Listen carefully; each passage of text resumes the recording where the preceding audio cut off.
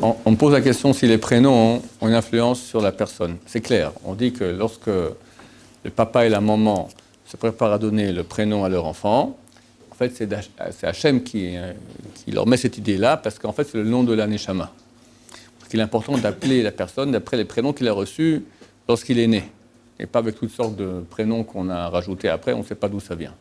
Parce que vu qu'on appelle avec le prénom de sa Neshama, ça mène un flux de sa Neshama sur lui-même. Maintenant, comment ça fonctionne? Alors, je vais expliquer, je vais faire un cours ici, je ne vais pas le refaire en long, mais je vais expliquer qu'il y avait un rapport entre les astres et les lettres de l'alphabet. Je vais expliquer comme ça. Il y a 22 lettres dans l'alphabet. Il y a, dans le monde physique, il y a 3 bases, qui sont le feu, l'air et l'eau. Il y a 7 planètes dans le système solaire, qui sont 9 en fait, et il y a 12 signes du zodiaque.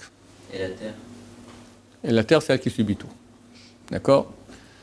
Maintenant, en fonction de ces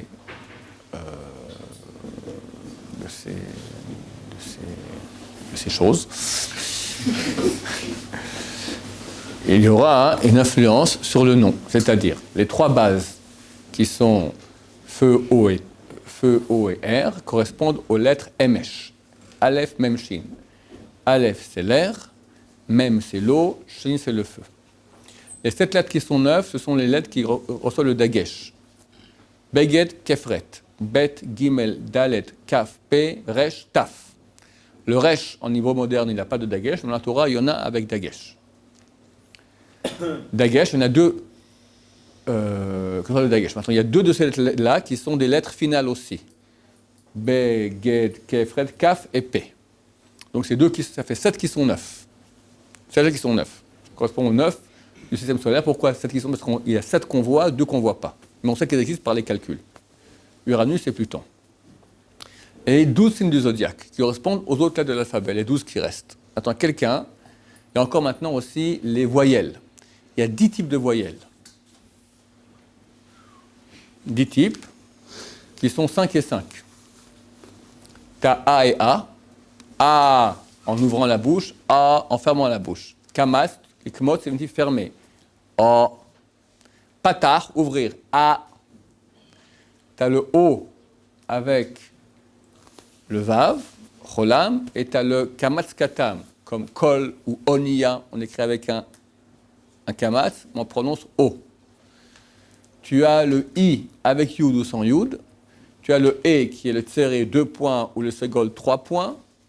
Et tu as le OU qui est soit le point qui est le Shuruk ou le 3 points de dessous, Kubutz. Donc tu as 5 et 5. Encore le Shva aussi qui est 2 points. Ça nous fait 10 plus encore le Shva. Le Shva, il est silencieux d'habitude, presque silencieux. Ça nous fait des mouvements. Ça, ce sont des mouvements. D'accord? En fonction de l'heure où la personne elle est née, il y avait une certaine image astrologique des astres. Et chacune des lettres qui composent son prénom correspond à un des éléments que j'ai dit. Soit les lettres Emesh, soit Begel Kefret, soit les 12 autres. Donc en fonction de l'heure où il est né, il y a une autre situation astrologique, avec en plus les voyelles qui forment son prénom. Donc il aura une influence astrologique déterminée par cela. Donc c'est clair qu'il y a une influence du prénom sur la personne. Maintenant, la Torah permettra aux Juifs, en fonction de l'application des mitzvot, de se détacher d'une destinée qui est négative et la changer en bien. Ça veut dire que nous sommes branchés directement avec Hachem. Et si on fait les mitzvot comme il faut bien, on devient tzaddik, alors on est en branchement directement hors du mazal, au-dessus des astres. C'est ce que Dieu a fait à Abraham. Abraham, il a vu dans les astres qu'il n'avait pas d'enfant. C'est marqué que Dieu l'a mis au-dessus des astres. Il lui a dit, comme ça, il lui a dit, sors de ton astronomie, regarde, tu es branché avec moi et tu auras des enfants. Mais normalement, d'après le Mazal, Abraham n'a pas d'enfant. C'est pour ça que nous, d'après le Mazal, on n'existe pas. C'est pour ça qu'un malade, on lui change le nom. Pardon? C'est pour ça qu'un malade, on lui change le nom. Absolument. Ça a une influence. C'est aussi qu'il y a des grands tzadikim qui conseillent de changer de nom. Absolument ce qu'il vient de dire. Yaakov, il a changé. Dieu, il lui a appelé aussi Israël après. Oui. Et Dieu a changé Abraham. Mais Israël, il n'a pas changé. Il a prié. Il a eu des enfants. Juste que c'est le terminer sur le point qui est intéressant, que nous, d'après le Mazal, d'après la destinée astrologique, on n'a pas droit à la vie. On n'existe pas. Et tu vois que on ne laisse pas exister. Ça veut dire tous les peuples ont droit à une terre, ont droit à un pays, ont droit à tout. Nous, pas. Les peuples ne nous laissent pas vivre. Parce que du point de vue du Mazal, on n'est pas dans la carte. On est au-dessus. Alors si on mérite d'être au-dessus, et vraiment on se branche avec Hachem, il n'y a aucun problème. Tous reconnaîtront qu'on a droit. Mais sinon, alors Hachem nous dit, tu veux être naturel, surnaturel avec moi, dans les mitzvot. Pour les mitzvot, il faut être surnaturel. Il faut se lever le matin quand on n'a pas envie. Tu as une fille dans la rue, naturellement tu la regardes, tu ne la regardes pas. Tu as des pensées, il ne faut pas y penser. Tu as envie de magouiller, tu ne magouilles pas. Il ne faut pas voler, il faut être honnête, il ne faut pas se moquer des gens, etc. Très dur. Que la nature me pousse à faire tout le contraire de ce que la Torah veut. Si maintenant je vais me maîtriser et je deviens surnaturel, Dieu se comporte avec moi surnaturellement et j'ai droit à la vie.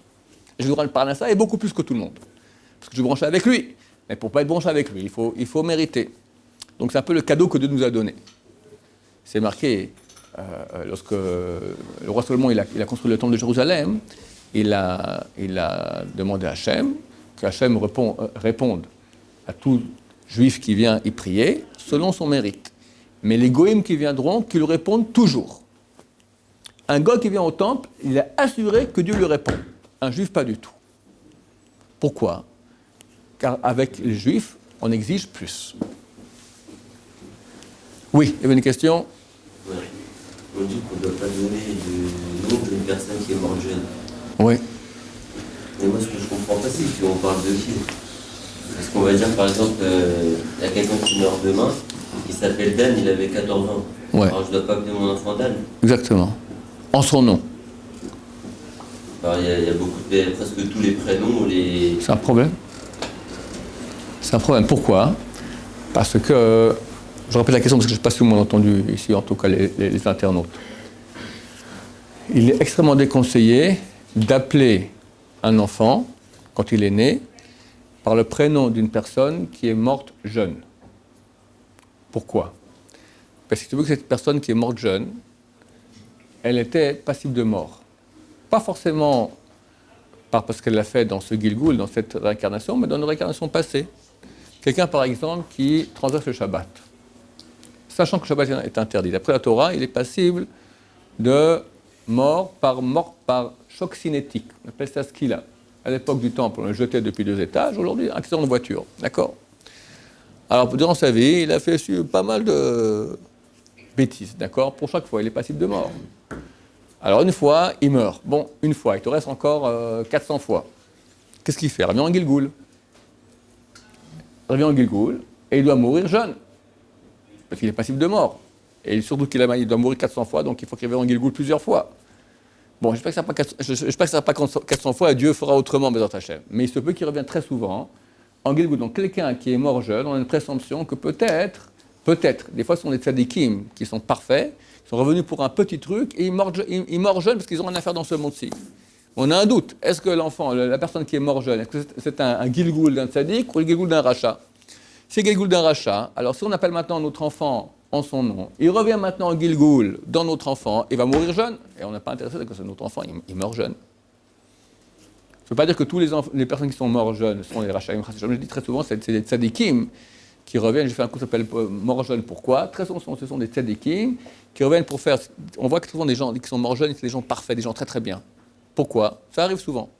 Pourquoi ? Parce qu'effectivement, c'est des tzadikim, un Gilgoul tzadik, qui est monté de monde en monde très très haut, puis au bout d'un moment, il manquait un petit truc encore pour arriver encore plus haut. Et il redescend sur terre pour faire une certaine mitzvah, il a fait, il finit, il part. Baruch Adonai, l'Oman va Amen.